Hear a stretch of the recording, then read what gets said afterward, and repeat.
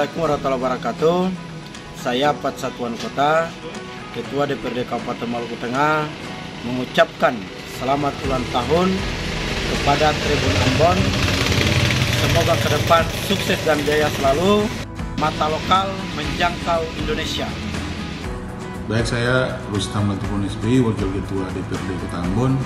Saya mengucapkan dirgahayu kedua Tribun Ambon.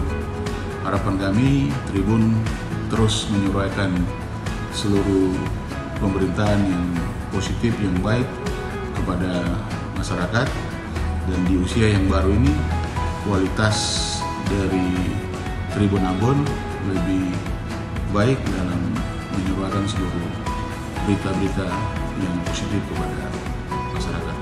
Maju terus Tribun, jaya selalu. Terima kasih sudah nonton. Jangan lupa like, subscribe, dan share ya.